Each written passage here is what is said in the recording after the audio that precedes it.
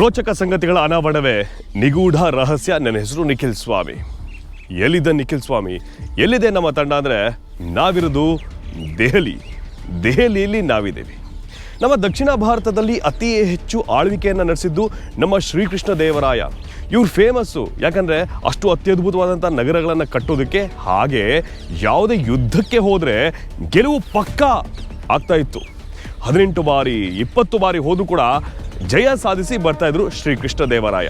ಆದರೆ ಇವತ್ತು ಕಥೆ ಹೇಳ್ತಾ ಇದ್ದೀವಿ ಪ್ರತಿ ಬಾರಿ ಹೋದಾಗ ಸೋತಂತಹ ಒಬ್ಬ ಮೊಘಲ್ ದೊರೆ ಬಗ್ಗೆ. ಹಾಗೆ ಅವನ ಸಾವು ಇಂದಿಗೂ ಕೂಡ ನಿಗೂಢವಾಗಿತ್ತು. ಈಗ ನೋಡ್ತಾ ಇರೋದು ಯಾವ ಜಾಗ, ಎಲ್ಲಿದ್ದೀವಿ, ಎಲ್ಲವನ್ನ ಈಗ ಹೇಳ್ತೀನಿ.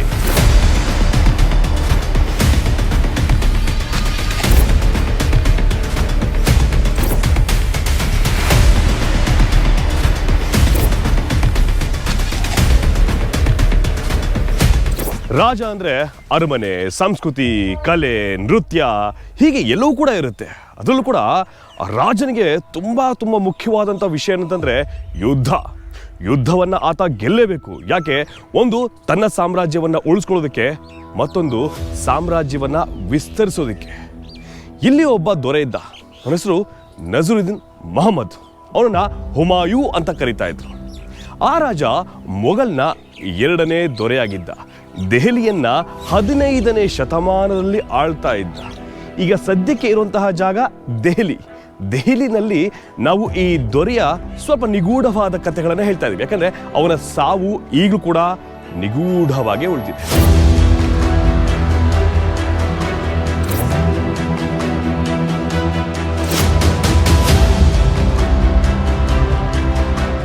ಅವರಿಗೆ ವಿಶೇಷ ಅಂತಂದ್ರೆ ಈ ಕಲೆ ಮೇಲೆ ಆಸಕ್ತಿ ಸಿಕ್ಕಾಪಟ್ಟೆ. ಕಲೆ, ನೃತ್ಯ, ಅರಮನೆ ಇವೆಲ್ಲವೂ ಕೂಡ ಸಿಕ್ಕಾಪಟ್ಟೆ ಆಸಕ್ತಿ ಇತ್ತು. ಇವನಿಗೆ ಒಂದಲ್ಲ ಎರಡಲ್ಲ 7 ಜನ ಪತ್ನಿಯರಿದ್ರು. 7 ಜನನ್ನ ಮದುವೆ ಆಗಿದ್ದ. ಅವನು ಯುದ್ಧ ಅಂದರೆ ಸಾಕು, ಎಲ್ಲ 1 ಹೆಜ್ಜೆ 2 ಹೆಜ್ಜೆ ಮುಂದೆ ಹೋದರೆ ಈತ ಯುದ್ಧ ಅಂದರೆ 2 ಅಲ್ಲ 4 ಹೆಜ್ಜೆ ಹಿಂದೆ ಓಡ್ತಾ ಇದ್ದ. ಸೊ ಇವನೇನು ಮಾಡ್ದ ಅಂತಂದರೆ ಅಫ್ಘಾನ್, ಪಾಕಿಸ್ತಾನ, ಬಾಂಗ್ಲಾದೇಶ, ನಾರ್ತ್ ಇಂಡಿಯಾ ಇಷ್ಟು ಕೂಡ ಈ ಮೊಘಲರ ಆಳ್ವಿಕೆಯಲ್ಲಿತ್ತು. ಆ ಸಮಯದಲ್ಲಿ 3 ಬಾರಿ ಅರಬಿಯನ್ನರು ಅಂದರೆ ಅಫ್ಘಾನಿಸ್ತಾನದಿಂದ ಬಂದಂತಹ ದೊರೆಗಳು ಒಂದಲ್ಲ ಎರಡಲ್ಲ 3 ಬಾರಿ ಇವನನ್ನು ಸೋಲಿಸಿದ್ದಾರೆ. ಯಾಕಂದರೆ ಯುದ್ಧದಲ್ಲಿ ಆಸಕ್ತಿ ಇರಲಿಲ್ಲ.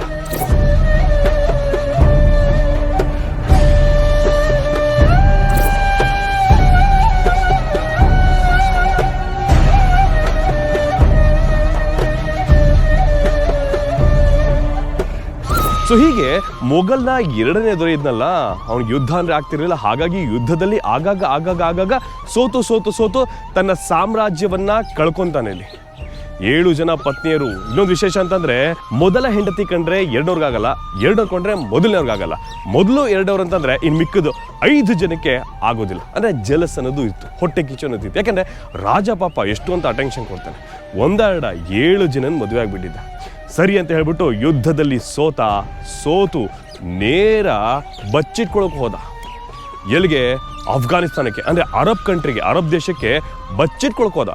ಆ ಕಾಲದಲ್ಲಿ ಈ ಅಫ್ಘಾನಿಸ್ತಾನ, ಪಾಕಿಸ್ತಾನ, ನಾರ್ತ್ ಇಂಡಿಯಾ, ಬಾಂಗ್ಲಾದೇಶ ಎಲ್ಲವೂ ಕೂಡ ಭಾರತವೇ ಆಗಿತ್ತು. ಅದು ಭರತಖಂಡ ಆಗಿತ್ತು.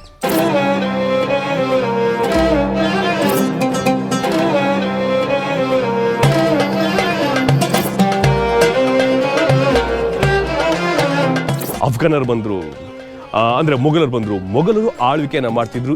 ಈ ರಾಜ ಸ್ವಲ್ಪ ಅಲ್ಲ ಜಾಸ್ತಿನೇ ಪುಕ್ಲಾನ್, ಯುದ್ಧ ಅಂದರೆ ಆಗ್ತಿರಲಿಲ್ಲ. ಹಾಗಾಗಿ ಬಚ್ಚಿಟ್ಕೊಳ್ಳೋದಕ್ಕೆ ನೇರ ಹೋಗಿದ್ದು ಅರಬ್ ದೇಶಕ್ಕೆ. ಅಲ್ಲಿ ಬಚ್ಚಿಟ್ಕೊಂಡ. ಅಲ್ಲಿ ಯೋಚನೆ ಮಾಡ್ದ, ಇಲ್ಲ ನನ್ನ ರಾಜ್ಯ ಅಲ್ಲಿದೆ, ನನ್ನ ಸಾಮ್ರಾಜ್ಯ ಅಲ್ಲಿದೆ, ನಾನು ವಿಸ್ತರಣೆ ಮಾಡಲೇಬೇಕು ಅಂತ ಮತ್ತೆ ಅಲ್ಲಿಂದ ಯುದ್ಧವನ್ನು ಮಾಡೋದಕ್ಕೆ ಒಂದು ಬಲಿಷ್ಠವಾದಂತಹ ಒಂದು ಸೈನ್ಯವನ್ನು ಕಟ್ಕೊಂಡು, ಅರಬ್ ದೇಶದಿಂದ ಬಲಿಷ್ಠವಾದಂಥ ಸೈನ್ಯವನ್ನು ಕಟ್ಕೊಂಡು ನೇರ ಮತ್ತೆ ದೆಹಲಿಗೆ ಬಂದು ಯಾರಿದ್ರಲ್ಲ ಅರಬ್ ದೊರೆಗಳು, ಅವರ ವಿರುದ್ಧ ಸಾರ್ತಾನೆ ಯುದ್ಧವನ್ನ ಸಾರಿ ಕೊನೆಗೂ ಯುದ್ಧದಲ್ಲಿ ಜಯಿಸ್ತಾನೆ. ಹಬ್ಬ, ಯುದ್ಧವನ್ನು ಗೆದ್ದೆ, ಇಡೀ ಸಾಮ್ರಾಜ್ಯ ನನ್ನದೇ ಅಂತ ಇದ್ದಾನೆ.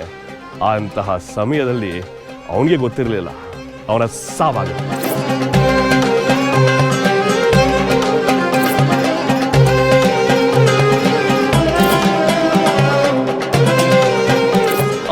ಅರಬ್ ದೇಶದಿಂದ ಬಂದು ಯುದ್ಧವನ್ನ ಗೆದ್ದ ನಂತರ 4 ವರ್ಷಗಳ ಕಾಲ ಈ ಸಾಮ್ರಾಜ್ಯವನ್ನು ಆಳ್ತಾನೆ 4 ವರ್ಷಗಳ ಕಾಲ. ಅವನು ಸಾಯಬೇಕಾದ್ರೆ ಅವನ ವಯಸ್ಸಾಗಿತ್ತು 40 ವರ್ಷ. ಅವನ ಸಾವು ಈಗಲೂ ಕೂಡ ನಿಗೂಢ. ಹೆಂಗೆ ಅಂತಂದ್ರೆ ಯುದ್ಧ ಮಾಡಿ ಸತ್ನ ಇಲ್ಲ, ಯುದ್ಧ ಮಾಡಲಿಲ್ಲ, ಅಥವಾ ಅದು ರೋಗ ಬರಲಿಲ್ಲ, ಅಥವಾ ಏನು ಅಂತಾರೆ ಗೊತ್ತಿಲ್ಲ. ಆದರೆ ಸಾಯ್ಬೇಕಾದ್ರೆ ನಡ್ಕೊಂಡು ಹೋಗ್ತಿದ್ದಂತೆ. ಹೀಗೆ ನಡ್ಕೊಂಡು ಹೋಗ್ಬೇಕಾದ್ರೆ ಕಾಲ್ ಜಾರಿ ಬಿದ್ದು ಅವನ ಸಾವಾಯಿತು. ನಡ್ಕೊಂಡು ಹೋಗ್ತಿದ್ದೋ, ಮೆಟ್ಲತ್ತಿದ್ದೋ, ಮೆಟ್ಲಿಂದ ಇಳಿತಿದ್ದೋ ಗೊತ್ತಿಲ್ಲ, ಅವನ ಸಾವು ನಿಗೂಢವಾಗಿತ್ತು. ಎಲ್ಲ ಹೇಳಿದ್ರು ಹೊಟ್ಟೆಗಿಚ್ಚತ್ತಲ್ಲ, ಮೊದಲನೇ ಪತ್ನಿ ಕೊಂದುಬಿಟ್ರು ಅಂತ. ಈಗ ಹಿಂದೆ ನೋಡ್ತಿದ್ರಲ್ಲ, ಇದು ಯಾವುದೋ ಅರಮನೆ ಅಲ್ಲ. ದೆಹಲಿಗೆ ಬಂದರೆ ಎಲ್ಲ ಇದೇ ಥರ ದೊಡ್ಡದಾದಂಥ ಬಿಲ್ಡಿಂಗ್ಗಳು ಕಾಣಿಸುತ್ತೆ, ತುಂಬ ಅದ್ಭುತವಾದಂಥ ಚಿತ್ರಕಲೆ ಕಾಣಿಸುತ್ತೆ. ಎರಡನೇ ಹೆಂಡತಿ ಈ ದೊರೆ ಇದ್ನಲ್ಲ, ಅವನು ಮೊಹಮ್ಮದ್ ನಸರುದ್ದೀನ್ ಮಹಮ್ಮದ್ಗೆ ಕಟ್ಟಿಸಿದಂತಹ ಗೋರಿ.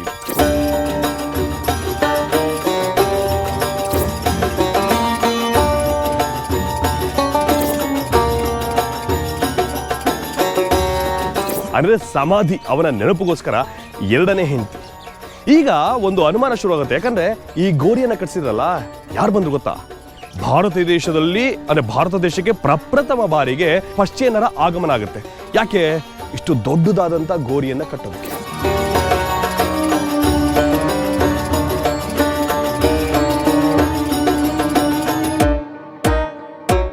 ಹುಮಾಯು ಟೋಂಬ್ ಈತ ಅಲ್ಲಿಂದ ಹೇಳ್ತಾ ಇದ್ದೆ, ಧೀರ ಶೂರ ಅನ್ನೋದಕ್ಕಿಂತ ಕಲೆಯಲ್ಲಿ ತುಂಬ ಅದ್ಭುತವಾದಂಥ ಜ್ಞಾನ ಇತ್ತು. ಕಲೆಯನ್ನು ಎಲ್ಲ ಕಡೆ ಹಂಚಬೇಕು ಅನ್ನೋದಿತ್ತು. ಆದರೆ ಕಲೆನ ಹಂಚಿದ್ದು ಅವನು ಸತ್ತ ಮೇಲೆ ದೊಡ್ಡದಾದಂಥ ಗೋರಿ ಕಟ್ಟಿಸ್ತಾರೆ. ಆ ಗೋರಿನಲ್ಲಿ ಅವನ ಕಲೆಗಳನ್ನು ಪಶ್ಚಿಮರು ಬಂದು ಇದನ್ನು ನಿರ್ಮಾಣ ಮಾಡ್ತಾರೆ. ಅಂತ ಅತ್ಯದ್ಭುತವಾಗಿದೆ, ರೆಡ್ ಸ್ಟೋನಲ್ಲಿ ಮಾಡಿರುವಂಥ ಈ ಗೋರಿ.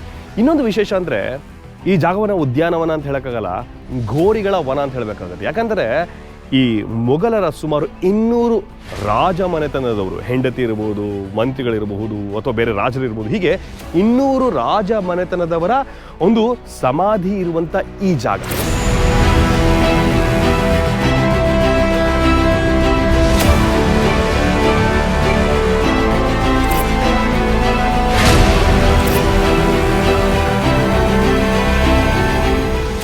ಈ ಜಾಗದಲ್ಲಿ ಸುತ್ತಲೂ ನೋಡೋಕೋದ್ರೆ, ಹಾಗೆ ಹೇಳಿದೆ ನಿಮಗೆ, ಅಕ್ಬರ್ನ ತಂದೆಯ ಒಂದು ಸಮಾಧಿ ಕೂಡ ಇಲ್ಲೇ ಇದೆ. ಅಂದರೆ ಟೋಂಬ್ ಅಂತ ಕರಿತೀವಿ ಇಲ್ಲಿ. ಸೊ ಹುಮಾಯು ಒಂದು ದೊಡ್ಡದಾದಂಥ ಸಮಾಧಿ. ಇಲ್ಲಿ ನೋಡಿದ್ರೆ ಬೇರೆಯವರ ಸಮಾಧಿಗಳು ಅಥವಾ ಗೋರಿಗಳು ಚಿಕ್ಕದಾಗಿ ಎಲ್ಲವನ್ನ ಕಟ್ಟಿದ್ದಾರೆ. ಸೊ ಅದನ್ನು ನೋಡ್ಬೋದು. ಆದರೆ ಗೋರಿಯಲ್ಲಿ ಸತ್ತ ಮೇಲೂ ಕೂಡ ಒಂದು ಇತಿಹಾಸ ನಿರ್ಮಾಣ ಮಾಡಬೇಕು, ತಾನು ಇದ್ದೇ ಅನ್ನೋದನ್ನ ವಾಸ್ತವವನ್ನು ತೋರಿಸ್ಬೇಕು ಅಂತಂದರೆ ಈ ರೀತಿಯಾದಂಥ ಜಾಗವನ್ನು ಕಟ್ಟಬೇಕು ಅಂತ ತನ್ನ ಮೊದಲ ಪತ್ನಿ ಬೇಗಂ ಡಿಸೈಡ್ ಮಾಡಿ ಇದನ್ನು ಕಟ್ತಾರೆ. ಕಟ್ಟಿದ ನಂತರ ಪ್ರತಿಯೊಬ್ಬರು ಕೂಡ ಒಂದು ಅನುಮಾನ ಬರೋದಕ್ಕೆ ಶುರುವಾಗುತ್ತೆ, ಸಾಯಿಸಿರ್ಬೋದಾ ಮೊದಲೇ ಹೆಂಡತಿ? ಆದರೆ ಇತಿಹಾಸದಲ್ಲಿ ಎಲ್ಲೂ ಕೂಡ ಲಿಖಿತವಾದಂಥ ದಾಖಲೆ ಇಲ್ಲ ಹೆಂಡತಿ ಬೇಗಂ ಬಂದು ಸಾಯಿಸಿದ್ದಾರೆ ಅಂತ. ಯಾರೋ ತಳ್ಳಿರಬಹುದು ಅಂತ ಇದೆ, ಯಾರು ಅಂತ ಗೊತ್ತಿಲ್ಲ. ಆದರೆ ಆಕಸ್ಮಿಕವಾದಂಥ ಸಾವು ಹುಮಾಯುಗೆ ಬಂತು ಅಂತ ಇತಿಹಾಸದಲ್ಲಿ ಹೇಳ್ತಾರೆ. ಬನ್ನಿ ಮೇಲ್ಗಡೆ ಹೋಗೋಣ. ಯಾವ ರೀತಿಯಾಗಿದೆ ವಿನ್ಯಾಸ, ಯಾವ ರೀತಿಯಾಗಿದೆ ಪಶ್ಚಿಮರ ಒಂದು ಕಲೆಗಳನ್ನು ನೋಡೋಣ.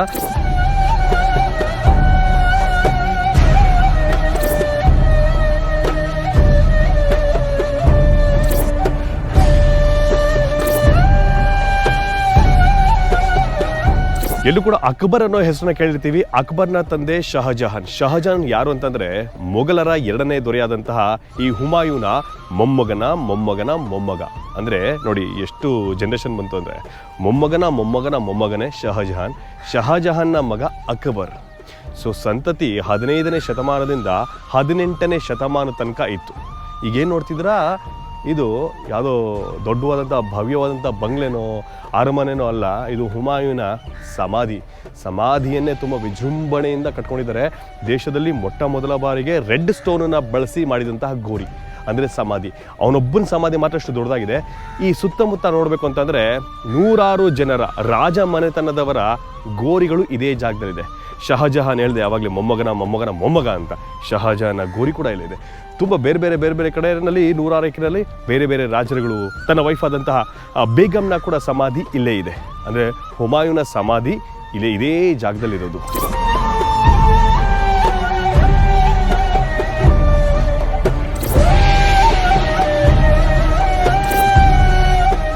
ದೆಹಲಿನಲ್ಲಿ ನಾವೀಗ ನೋಡ್ತಾ ಇರೋದು ಗೋರಿ ಯಾರ್ದು? ಸ್ವಲ್ಪ ದ್ವಂದ್ವಗಳ ಮಹಾರಾಜ ಅಂತಲೇ ಹೇಳ್ಬೋದು ಈ ಹುಮಾಯೂನ. ಇವನು ಸೋತಿದ್ದಕ್ಕೆ ಫೇಮಸ್ ಆಗಿದೆ. ಆದರೆ ಆಡಳಿತ ಮಾಡಿದ್ದು 4 ವರ್ಷ ಮಾತ್ರ. 40ನೇ ವರ್ಷದಲ್ಲಿ ಆಕಸ್ಮಿಕವಾದಂಥ ಒಂದು ಸಾವಾಗುತ್ತೆ. ಕಾಲ್ ಜಾರ್ ಬಿದ್ದು ಸತ್ತೋದ. ತನ್ನ ಮೊದಲನೇ ಹೆಂಡತಿ ಸಾಯಿಸಿರ್ಬೋದು ಅಂತ, ಯಾಕಂದರೆ ಇಷ್ಟು ದೊಡ್ಡದಾದಂಥ ಭವ್ಯವಾದಂಥ ಗೋರಿಯನ್ನು ಕಟ್ಟಿಸಿರೋದಕ್ಕೆ. ಹಾಗೆ ಮೊಘಲರು ಯಾರು? ಮೊಘಲರು ಬಂದಿದ್ದು ಬಾಬರ್ ಅನ್ನೋ ದೊರೆ ಮೊಟ್ಟ ಮೊದಲ ಬಾರಿಗೆ ಪಾಣಿಪತ್ನ ಕದನದಲ್ಲಿ ಇಲ್ಲಿ ಎಂಟ್ರಿ ಕೊಡ್ತಾನೆ. ಈ ಮೊಘಲ್ನ ನಿಜವಾದ ಹೆಸರು ಅಂತಂದರೆ ಮುಸ್ಲಿಂ ದೊರೆ ಅಥವಾ ಮುಸ್ಲಿಂ ಸಾಮ್ರಾಜ್ಯ ಅಂತ ಕರಿತಾ ಇದ್ರು. ಟರ್ಕಿ, ಮುಂಗೋಲಿಯಾ ಅಂತ ಕರಿತಾ ಇದ್ರು. ಅಂದರೆ ಟರ್ಕಿ ಮತ್ತು ಮುಂಗೋಲಿಯಾದ ರಾಜರುಗಳು ಬಂದು ಇಲ್ಲಿ ದಾಳಿ ಮಾಡಿದ್ದು. ನಮ್ಮ ದೇಶದಲ್ಲಿ ಒಗ್ಗಟ್ಟು ಇಲ್ಲ ಅಂದರೆ ಇದೇನೆ, ಬೇರೆಯವ್ರು ದಾಳಿ ಮಾಡ್ತಾರೆ, ಅವ್ರ ರಾಜ್ಯವನ್ನು ಸ್ಥಾಪನೆ ಮಾಡ್ತಾರೆ. ಅಂದರೆ ರಾಜ್ಯ ಅಲ್ಲ, ಸಾಮ್ರಾಜ್ಯವನ್ನು. ಆಗ ಟರ್ಕಿ, ಮಂಗೋಲಿಯಾ, ಅಫ್ಘಾನಿಸ್ತಾನ್, ಪಾಕಿಸ್ತಾನ್, ಬಾಂಗ್ಲಾದೇಶ ತನಕನೂ ಅಂದರೆ ಇವೆಲ್ಲವೂ ಕೂಡ ಅವರ ಒಂದು ಹಿಡಿತಕ್ಕೆ ಬರುತ್ತೆ. ಯಾರಿಗೆ? ಬಾಬರ್ಗೆ ಬರುತ್ತೆ. ಅದು 15ನೇ ಶತಮಾನದಲ್ಲಿ ಬರೋದು. ಸೊ ಬಾಬರ್ ನಂತರ 18ನೇ ಶತಮಾನ ಅಕ್ಬರ್, ಇವನು ಮೊಘಲರ ಕೊನೆಯ ದೊರೆ. ಅಂದರೆ ಬ್ರಿಟಿಷರು ಬರ್ತಾರಲ್ಲ, ಅಲ್ಲಿ ತನಕ 300 ವರ್ಷಗಳ ಕಾಲ ಇವರು ಇಲ್ಲಿ ಆಡಳಿತವನ್ನು ಮಾಡ್ತಾರೆ. ವಿಚಿತ್ರವಾಗಿ ಮಾಡ್ತಾರೆ. ಈಗ ನಾವೇನು ತಾಲಿಬಾನಲ್ಲಿ ಕೇಳಿರಬಹುದು ಅಥವಾ ಟಿ ವಿಲಿ ನೋಡ್ತಾ ಇರ್ಬೋದು, ಆ ರೀತಿಯಾಗಿ ಎಷ್ಟೋ ಜನರನ್ನ ಕೊಲ್ತಾರೆ, ಹಿಂಸೆಯನ್ನು ಕೊಡ್ತಾರೆ. ಕೆಲವರು ಒಳ್ಳೆದೂ ಕೂಡ ಮಾಡಿದ್ದಾರೆ. ಆದರೆ ನೆನಪಿಟ್ಕೊಳ್ಳೋದಂದರೆ ಈ ಕಪ್ಪು ಚುಕ್ಕೆಗಳನ್ನು ಮಾತ್ರ ನೆನಪಿಟ್ಕೊಳ್ಳೋದು. ಹಾಗಾಗಿ 300 ವರ್ಷಗಳ ಕಾಲ ಮೊಘಲರ ಒಂದು ಆಡಳಿತ ಇಲ್ಲಿ ನಡೆಯುತ್ತೆ.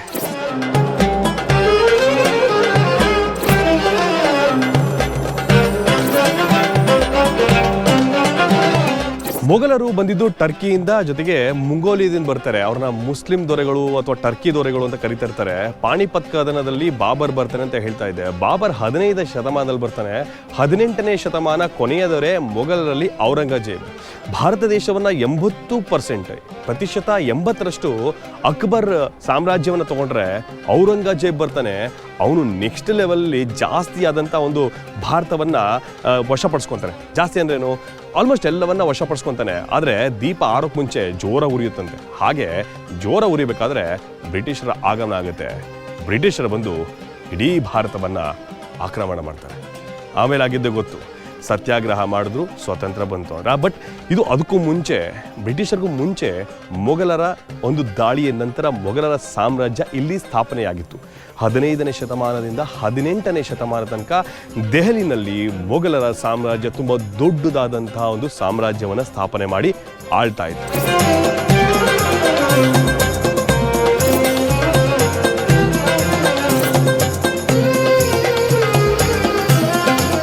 ಈ ಯುದ್ಧ ಆಗ್ಬೋದು, ಸಾಮ್ರಾಜ್ಯ ಆಗಿರ್ಬೋದು, ಅರಮನೆ ಆಗಿರ್ಬೋದು, ಇವೆಲ್ಲ ಕೂಡ ಇತಿಹಾಸದಲ್ಲಿ ನಾವು ಕೇಳ್ತಾ ಇರ್ತೀವಿ.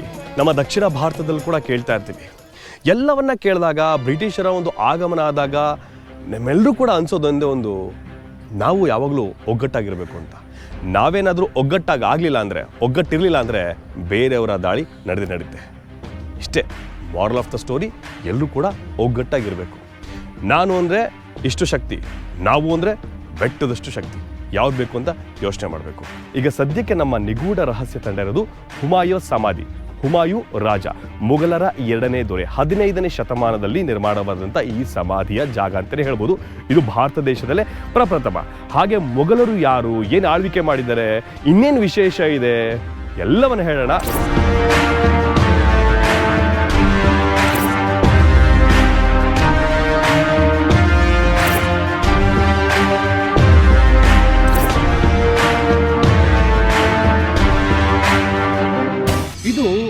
ಅತ್ಯಂತ ಪ್ರಭಾವಶಾಲಿಯಾದಂತಹ ಶಕ್ತಿಯುತ ರಾಜನ ಕಥೆ ಆದರೆ ಮತ್ತೊಂದು ಕಥೆ ಇದೆ. 17ನೇ ಶತಮಾನದಲ್ಲಿ ಮತ್ತೊಬ್ಬ ರಾಜ ಬರ್ತಾರೆ. ಅವನ ಹೆಸರು ಬಹದ್ದೂರ್ ಶಾ. ಅವನ ಮಗನ ಇನ್ನೊಂದು ಅತ್ಯದ್ಭುತವಾದಂಥ ಕಥೆನ ನಿಮಗೆ ಹೇಳಲೇಬೇಕಾಗುತ್ತೆ. ಅವನ ಸಮಾಧಿ ಕೂಡ ಇದೇ ಜಾಗದಲ್ಲಿದೆ, ಲೋಧಿ ಒಂದು ಉದ್ಯಾನವನದಲ್ಲಿ. ಇದು ಲೋಧಿ ಉದ್ಯಾನವನ ಅನ್ಬಾರ್ದು, ಕೆಲವೊಮ್ಮೆ ಲೋಧಿ ಗೋರಿಗಳ ವನ ಅಂತ ಹೇಳಬೇಕಾಗುತ್ತೆ. ಈ ಮಹಮ್ಮದ್ ಶಾ ವಿಶೇಷ ಅಂತಂದ್ರೆ ಕೇವಲ 17ನೇ ವಯಸ್ಸಿನಲ್ಲಿ, ನಾವೇನೋ PUC ಹೋಗ್ತೀವಿ ಅನ್ಸುತ್ತೆ, ಆ ಟೈಮಲ್ಲಿ ರಾಜ್ಯಭಾರ ಮಾಡೋದಕ್ಕೆ ಬರ್ತಾರೆ. ಅಂದರೆ ಸಾಮ್ರಾಜ್ಯವೆಲ್ಲ ಅವನದೇನೆ, ರಾಜ್ಯಭಾರ ಮಾಡಬೇಕು ಅಂತ ಹೇಳಿ ಅವನನ್ನು ತಂದು ಕೂರಿಸ್ಬಿಡ್ತಾರೆ. ಅವ್ನಿಗೆ ಇನ್ನೊಂದು ಹೆಸರು ಕರೀತಾರೆ, ರಂಗೀಲಾ. ರಂಗೀಲಾ ರಾಜ ಅಂತ ಕರೀತಾರೆ, ರಂಗೀಲಾ ಮಹಮ್ಮದ್ ಶಾ ಅಂತ ಕರೀತಾರೆ. ರಂಗೀಲಾ ಅಂದರೆ ಹಿಂದಿನಲ್ಲಿ ಕಲರ್ಫುಲ್, ಬಣ್ಣದಾಗಿ.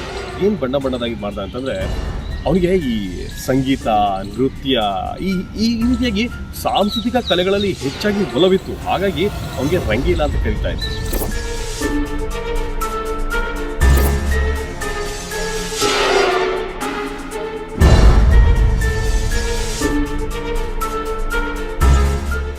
ಈತನಿಗೆ ಯುದ್ಧ ಅಂದರೆ ಅಲರ್ಜಿ. ಯುದ್ಧ ಬೇಡ, ಸಾಂಸ್ಕೃತಿಕ ಕಾರ್ಯಕ್ರಮ ಇರಬೇಕು, ಡಾನ್ಸ್ ಮಾಡಬೇಕು, ಭರತನಾಟ್ಯ ಆಡಬೇಕು, ಹಾಡಬೇಕು, ಹೀಗೆ ಅವನ ಆಸಕ್ತಿ ಜಾಸ್ತಿ ಇದ್ದು ಯುದ್ಧವನ್ನು ಸ್ವಲ್ಪ ದೂರ ಇಟ್ಕೊಂಡ. ಯುದ್ಧ ದೂರ ಇವನು ಇಟ್ಕೊಂಡ್ರೆ ಬೇರೆಯವ್ರು ಸುಮ್ಮನೆ ಇರ್ತಾರ. ಸೊ ಹಾಗಾಗಿ ಈ ಮೊಘಲರ ದೊರೆ ಮೊಹಮ್ಮದ್ ಶಾನ ಒಂದು ಅವನತಿಗೆ ಕಾರಣ ಕೂಡ ಅದೇ ಆಯಿತು. ಮೊಘಲರು ಇನ್ನೇನು ಅಳಿಸಿ ಹೋಗ್ತಾ ಇದ್ದಾರೆ ಅನ್ನೋ ಸಮಯದಲ್ಲಿ ಅವನ ಒಂದು ನಂಬಿಕಸ್ಥ, ತುಂಬ ಕ್ಲೋಸ್ ಫ್ರೆಂಡ್, ಕುಚ್ಚುಕು ಅಂತ ಹೇಳ್ತಿರಲ್ಲ, ಅದೇ ರೀತಿಯಾಗಿ ಒಬ್ಬ ನಂಬಿಕಸ್ಥ ಇದ್ದ ನಾದಿರ್ ಶಾ ಅಂತ.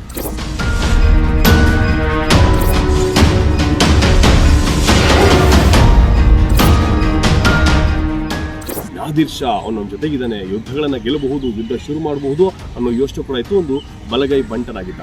ಆದರೆ ನಾದಿರ್ ಶಾ ಇವನು ಗೊತ್ತಿಲ್ಲದಂತೆಯೇ, ಯಾರಿಗೆ ಮೊಹಮ್ಮದ್ ಶಾಗೆ ಗೊತ್ತಿಲ್ಲದಂತೆಯೇ ಬಂದು ಯುದ್ಧಕ್ಕೆ ಬಂದು ನಿಲ್ಬಿಡ್ತಾನೆ. ಅವನು ಯುದ್ಧ ಗೆಲ್ಲಬೇಕು ಅಂತ ಬರ್ತಾನೆ. ಸೊ ಇದನ್ನು ನೋಡಿ ಅವನಿಗೆ ಯುದ್ಧ ಮಾಡಲ್ಲ, ತುಂಬ ದೊಡ್ಡ ಶಾಕ್ ಆಗುತ್ತೆ. ನನ್ನ ಪ್ರಾಣ ಸ್ನೇಹಿತ ಈ ಥರ ಮಾಡಿದ್ನಲ್ಲ, ಏನು ಮಾಡಿ ಅಂತ ಗೊತ್ತಾಗಲ್ಲ. ಆ ಶಾಕ್ನಿಂದ ಮನೆಗೆ ಹೋಗಿ ಒಂದು ರೂಮ್ನಲ್ಲಿ, ಅಂದರೆ ಅವನ ಅರಮನೆಗೆ ಹೋಗಿ ಒಂದು ರೂಮ್ನಲ್ಲಿ ಬಾಗಿಲನ್ನು ಹಾಕೊಳ್ತಾನೆ. ಬಾಗಿಲನ್ನು ಹಾಕೊಂಡು 3 ದಿನ ಜೋರಾಗಿ ಕಿರಿಸ್ತಾರೆ. ಜೋರಾಗಿ ಹೊರಗಡೆ ಸೈನಿಕರೆಲ್ಲ ಇರ್ತಾರೆ, ಸೈನಿಕರಿಗೆಲ್ಲ ಕೇಳಿಸ್ಬೇಕು. ಆ ರೀತಿ ಕೂಗ್ತಾನವ್ರು. ಏನಂತ, ನಾದಿರ್ ಶಾ ನನಗೆ ಈ ಥರ ಮಾಡಬಾರ್ದಾಗಿತ್ತು, ನಾದಿರ್ ಶಾ ನನಗೆ ಈ ಥರ ಮಾಡಿದ್ನ ಅಂತ 3 ದಿನ ಕೂಗಿ ಕೂಗಿ ಕೂಗಿ ಕಿರ್ಚ್ಕೊಂಡು ಸುಸ್ತಾಗುತ್ತೆ. 3 ದಿನ ಊಟ ಇಲ್ಲ. ಕೊನೆಗೆ ಬಾಗಿಲನ್ನು ಓಪನ್ ಮಾಡಿದ್ರೆ ತುಂಬ ಸುಸ್ತಾಗಿದ್ದಾನೆ, ಊಟ ಮಾಡಲಿಲ್ಲ. ಮುಂದೆ ಕೂಡ ಹಾಗೆ ದಿನ ಕಳೆದಂತೆ ಅವನ ಸಾವು ಹಸಿವಿನಿಂದ ಆಗುತ್ತೆ.